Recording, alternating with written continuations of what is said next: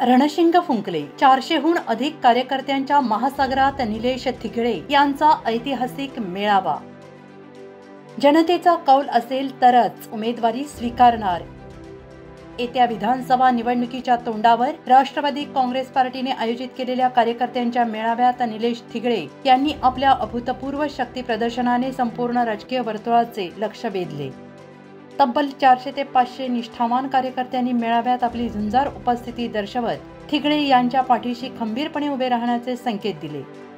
या विशाल जनसमुदायाचे केंद्रबिंदू निलेश थिगळे ठरले. यावेळी कार्यकर्त्यांना संबोधित करताना निलेश थिगळे यांनी अत्यंत हृदयस्पर्शी आणि भावनिक आवाहन केले.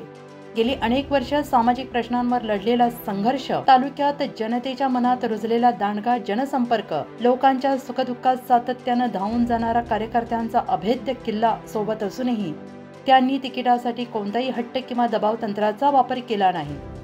थेट जनतेला साथ घालताना ते गरजले, माझा कोणत्याही क्षणी तिकिटासाठी आग्रह नाही. जनतेमधून घेण्यात आलेल्या सर्वेक्षणातून जर माझेच नाव सर्वाधिक मतांनी आघाडीवर आले तरच पक्षाने माझ्या उमेदवारीचा विचार करावा.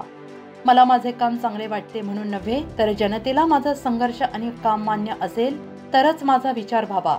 यावेळी त्यांनी आपल्या भाषणातून राजकीय निष्ठा अधिक ठळक केली. मला तिकीट मिळो अथवा न मिळो, माझ्या विचारांचे आणि नेतृत्वाचे प्रतीक असलेल्या आदरणीय अण्णांसोबत कायम प्रामाणिकपणे कायम राहण्याची माझी अटळ भूमिका असेल.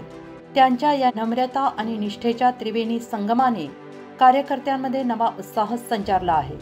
तर उपस्थित जनतेत त्यांची प्रतिमा एका उंचीवर पोहोचली आहे. निलेश थिगळे यांचा तालुक्यातील जनमानसातील प्रभाव, सामाजिक बांधिलकीची अजोड परंपरा आणि कार्यकर्त्यांचे तगडे पाठबळ पाहता येत्या निवडणुकीच्या रणधुमाळीत त्यांचे स्थान निर्णायक ठरणार आहे.